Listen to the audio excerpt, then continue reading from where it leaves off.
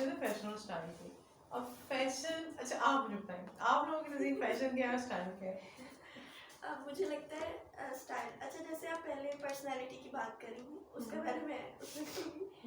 अब बहुत सारे लोग हमारे पास आते हैं, उनको पता ही नहीं है, वो कंफ्यूज है अपनी आइडेंटिटी के बारे में। हाँ तो सबसे पहले तो यहाँ से ही एक वो कंफ्यूजन जनरेट हो गई ना, और लोगों को अपनी पर्सनालिटी का आइडिया ही नहीं है कि मैं कौन हूँ। बिल्कुल, ठीक है, अब वो अपना आप ही क्वेश्चन बन गया लोगों को। इसीलिए फैशन की दौड़ में वो अपनी शनाख्त ढूंढ रहे होते हैं। शनाख्त ढूंढ रहे होते हैं। ऐसे क्योंकि मोस्टली कुछ लड़कियां ऐसी होती हैं कि वो कहते हैं वो उस ट्रेंड को फॉलो नहीं करना चाह रही होती, फिट नहीं हो रही होती, लेकिन वो जिस सोसाइटी में बैठती हैं, जहाँ उनका वो सोसाइटी ऐसी जहाँ उन्हें जाना पड़ता है, बैठना पड़ता है, वो अगर वहाँ फैशन की बात, और तुम तो बहुत यानी बोर हो, तुम्हें पता नहीं है फैशन का ट्रेंड, वो कहीं ना समझती हैं कि हम में कोई कमी है, इस वजह से ज़्यादा चीज़ होती है।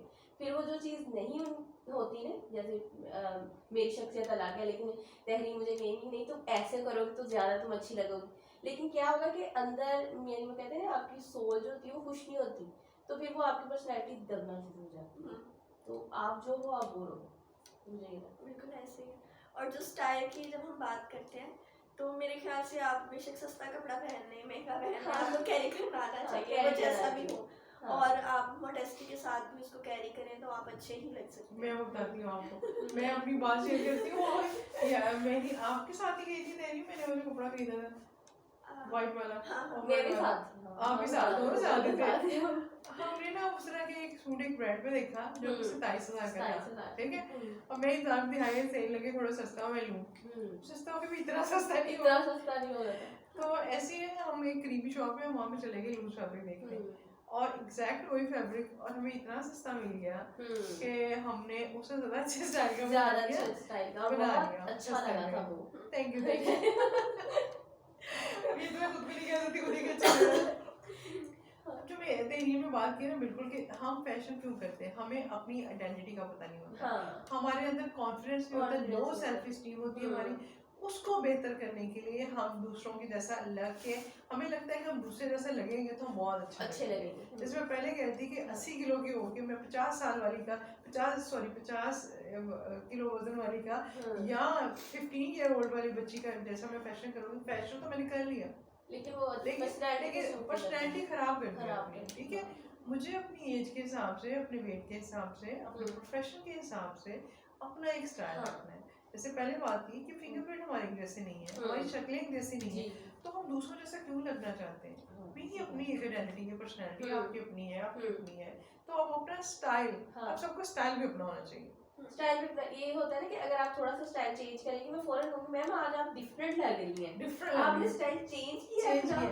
हाँ, तो वो वाली चीज है। फैशन भी आप करें, आप हर तरह का कपड़ा पहने, फैशन हर तरह करें, लेकिन आपका जो स्टाइल है ना, मेरा ख्याल है कि वो कॉपी कैट ना हो, आपकी ओरिजिनलिटी, आपकी अपनी पर्सनैलिटी के हिसाब से आइडेंटिफिकेशन है, और आप अपनी खूबियाँ एक्सप्लोर करें, बजाय ये कि आपकी खूबी जो है ना उसको मैं जितना मर्जी करूँ ना मैं आप जैसी बनूँ, मेरी अपनी ओरिजिनलिटी खत्म हो जाएगी। एग्जाम जैसे मुझे एक एग्जांपल याद आ रही है कि जो जब हम स्कूल जाया करते थे, अपने हर टीचर की एक आइडेंटिटी होती थी कि ये ऐसे कपड़े पहनती है और ये यार इनकी लुक ऐसी है, वो स्कार्फ लेती हैं।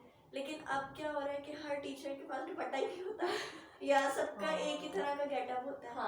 ठीक है, तो वो यानी एक इक्वालिटी तो नहीं, लेकिन वो पता नहीं डिफरेंशिएशन ही नहीं होती लोगों की पर्सनैलिटी। नाम भी टीचर के आते थे तो हम कहते थे वो टीचर जो है ना वो फ्रॉक्स पहनती हैं, वो वाली टीचर की बात कर रहे हैं हम, या वो जो ऐसे करके स्कार्फ लेती है, यानी आइडेंटिटी लोगों की थी, अब नहीं। इसलिए मैं कहती हूँ आपका अपना एक अपनी आइडेंटिटी, अपनी शनाख्त वो होनी चाहिए, बजाय ये कि आप दूसरों जैसे लगें कि मैंने फलाने जैसे लगना है। तो ये सोचिए जब हम दूसरों जैसे लगने की कोशिश करते हैं तो इट मीन्स हमने अपनी खूबियों को, अपने आप को एक्सप्लोर नहीं किया, आपने अपनी तो शनाख्ती खत्म कर दी। अच्छा, एक ना अल्लाह बख्शे हमारे एक ड्राइवर साहब के फौत हो गए हैं, एक दफ़ा ना बड़े परेशान थे, बार बार कर्ज लेते वजह पूछी तो कहते हैं कि मेरी बीवी ने शादी पे जाना है तो उसकी सारी बहनें इतना इतना दे दिया, तो मैंने भी, वो कहते मैंने भी इतना देना। मुझे बड़ा दुख हुआ, मैंने कहा कि अगर मैं कहूँगी तो ज़रा तो फील करेंगे, माइंड करेंगे, थोड़ी सी मैं हल्की सी बात करती, मैंने कहा इंसान को ना वही करना चाहिए जो वो इजीली अफोर्ड कर सके। तो हम कई दफ़ा फैशन की दौड़ में इस तरह की महंगी चीज़ों में हम अपना बजट भी ख़राब करते हैं, खुद भी परेशान होते हैं, और शनाख्त हमारी फिर कोई ना हुई, हम उस जैसे फलाने जैसे। मैं क्यों नहीं कहती कि मैं नाजिया ही लगूं, आप महरीम ही लगे, आप तहरीम ही लगे, तहरीम नाजिया ना लगे, महरीम तहरीम ना लगे, क्यों हम ये चाहते हैं? तो इस चीज़ से तो हमें निकलना है। बात से बाद में हमने आज ये बात करती। एक और बात है जो हमारी अगली बात से बात निकल गई है, वो ये है कि हम कैसे पेरेंट्स, ठीक है, आप बच्चे हो, आपने आपके जो पेरेंट्स हैं अब वो एक डिफरेंट है हमारे पेरेंट्स से, ठीक है। अब हम याद करते हैं हमारे पेरेंट्स हमें गोली मारते थे, हम चुप कर जाते थे, डांटने की जरूरत नहीं पड़ती थी। अब आप लोग कहते हैं, आपके पेरेंट्स कहते हैं जी हम मॉडर्न पेरेंट्स हैं कि हम ये चाहते हैं कि बच्चों के साथ डिस्कशन स्टार्ट हो। मुझे लगता है कि एक्सट्रीम करते करते हमने कुछ खराबियां कर दी हैं। अब बच्चे बात का ये अब इसमें आप लोग बताओ बात। अच्छा आप जो मैंने देखे जैसे हम स्ट्रेट कह रहे थे, मैं तो स्ट्रेट फॉरवर्ड हूँ ना, मैंने बस आपकी बात कह दी बस ये, लेकिन मुझे लगता है कहीं हम स्ट्रेट फॉरवर्ड के चक्कर में बदतमीज होते जा रहे हैं। एग्जैक्टली। बदतमीजी में और अपनी बात रखने में फर्क है बहुत। आपके लहजे में फर्क होना चाहिए कि आप किसी बड़े से बात कर रहे हो, अगर आपको लगता है आप वो सही बात कर रहे हो उसको, अब ये जरूरी नहीं कि आप आवाज को बहुत ऊंचा कर आप लोग जाने आवाज में ऊंची कर आप कह रहे हो, वो एट द एंड आपकी बात अगर सही भी होगी ना तो आप जिसको कह रहे हो उसने आपकी बात माननी नहीं, क्योंकि आपको होगा कितनी बदतमीजी से इसने बात की है, तो ये बदतमीज इंसान है, तो आपकी वो जो पिक्चर पोर्ट्रेट हुई है ना वो ऐसी हो गई क्या जैसे कि मैं एग्जांपल देती हूँ जो लोग सुन रहे हैं उनके लिए, कि हमें एक टीचर ने असाइनमेंट का एक फॉर्मेट दिया हुआ है, अगर हम मटेरियल सही कलेक्ट कर रहे हैं लेकिन असाइनमेंट उस फॉर्मेट पे नहीं कर रहे तो एक्सेप्टेबल नहीं, बिल्कुल यही चीज़ है। और अगर कोई हमें कुछ एडवाइस दे रहा है, समझाने की कोशिश कर रहा है, और अगर आपको लग रहा है, जैसे हमारे इस्लाम में भी है कि आप अपनी बात कह सकते हो, पूछ सकते हो, सवाल कर सकते हो अगर आपको किसी चीज़ पे डाउट है तो, लेकिन उसका पूछने का अंदाज होता है, बात करने का अंदाज होता है, तो सबसे पहले हमें अपने अंदाज को समझना चाहिए। ठीक है, नो डाउट कि आज के जो पेरेंट्स हैं वो बहुत अच्छी तरबियत भी कर रहे हैं, वो कहते हैं कि एक स्पेस के साथ साथ फ्रेंडशिप वाला माहौल होना चाहिए ताकि बच्चे हर बात आकर आपको बताएं, और ये ज़रूरी है कि बच्चे हर बात आपको बताएं। खासतौर पे माँ का अपनी बेटी के साथ इतना रिलेशन होना चाहिए कि अगर उसको बाहर कोई तंग कर रहा है या कोई चीज़, वो ये डर से ना कहे कि पापा क्या कहेंगे, भाई क्या कहेंगे, या मेरी मम्मा मुझे ही ब्लेम करेंगी, उसको इतना कॉन्फिडेंस दें कि वो हर बात आकर आपको बताए ताकि आप उसको अच्छा गाइड कर सकें।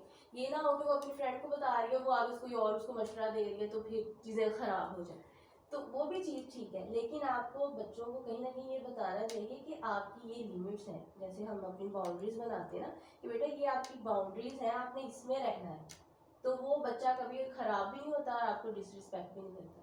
अच्छा, और मैम इसमें ये भी है कि ये जैसे इन्होंने बात की है कि फ्रेंडशिप वाली बात, तो उसमें इस तरह से कि पेरेंट्स जो हैं, यानी जो पर्दा और वो चीज़ थी ना वो भी ख़त्म होती जा रही है, बेहयाई वाली चीज़, पेरेंट्स और बच्चों में जो एक तमीज़ का दायरा था या पर्दा था ना वो भी ख़त्म होता जा रहा है। मैं वही कह रही हूँ ना, जो बात मैं असल में आप लोगों से ही उगलाना चाहती, ये बात अच्छी हो गई।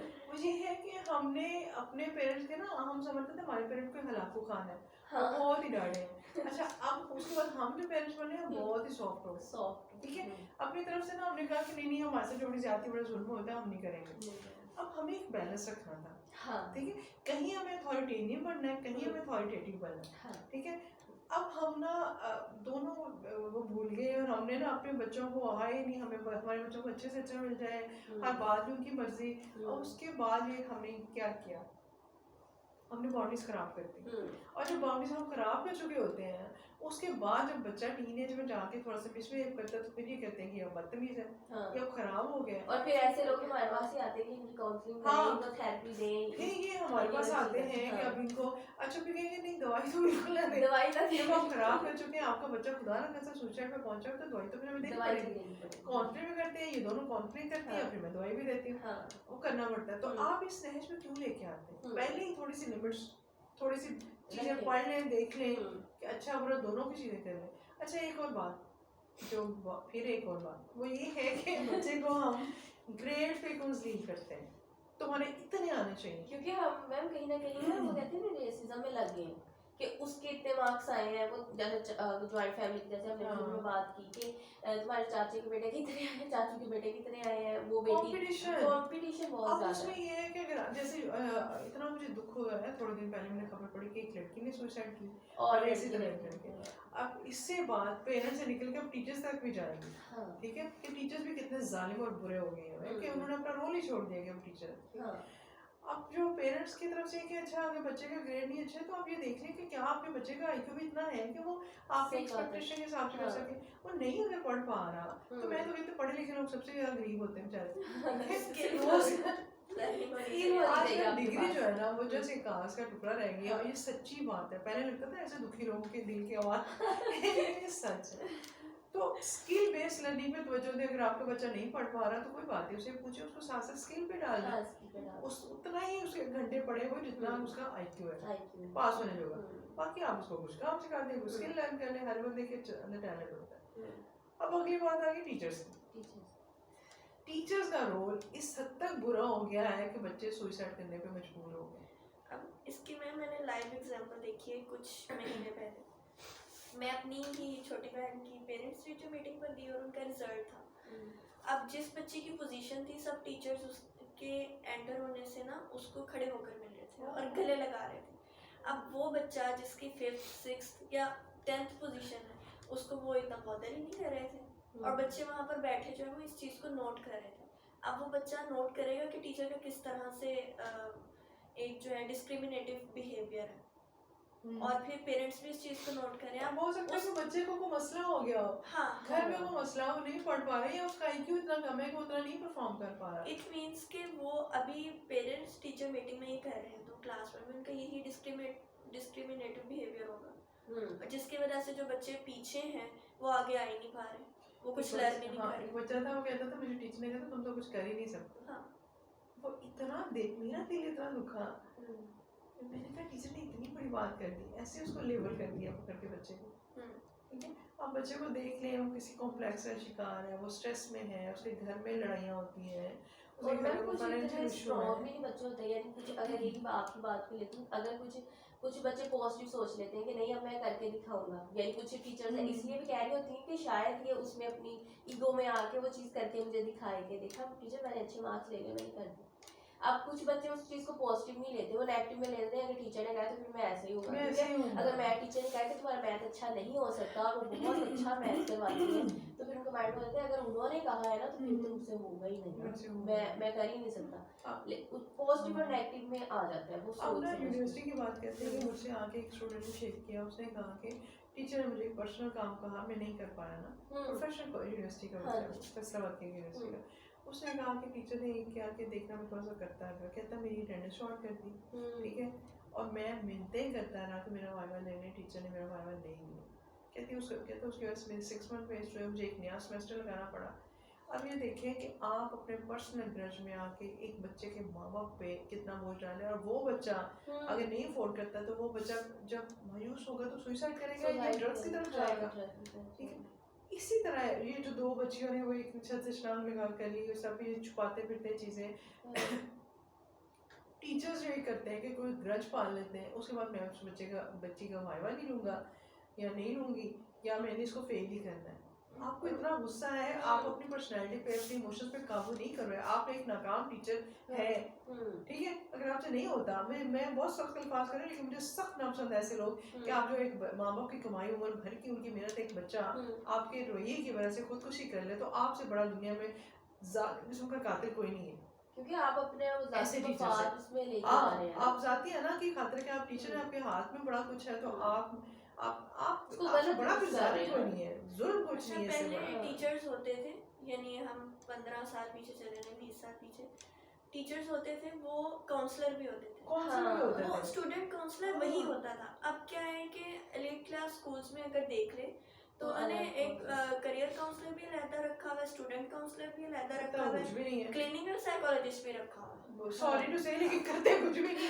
बच्चे भी डिस्टर्ब, बच्चे या शमाते हुए नहीं जाते हैं या अब जिन्होंने स्कूलों में रखा और वो सोचे कि क्या रीज़न है इतना कुछ हम कर रहे हैं लेकिन फिर भी बच्चे हमारे डिप्रेस क्यों हो रहे हैं, अब बच्चों को इतने ज़्यादा कॉन्फ्लिक्ट क्यों आ रहे हैं। अच्छा, जो मैं टीचर की बात कर रही थी ना, वो टीचर अगर आपको लगता है कि अगर आप इतने निकम्मे टीचर हैं कि आप अपने इमोशन पे कंट्रोल नहीं कर सकते, आप उस बच्चे को रेफर कर दें दूसरे टीचर की तरफ। हाँ दूसरा टीचर उसका वाइवा ले ले जी, ठीक है, आपको इतना ही गुस्सा है आप ना है ना? लें, ठीक है, सही बात है कि आप नहीं लेना चाहते ना लें, लेकिन उसका करियर हाँ। तो तबाह ना करें और उनके टीचर बैठ जो के। है बच्चों को दूसरों के सामने शर्मिंदा जो करते हैं, हाँ। खास तौर पे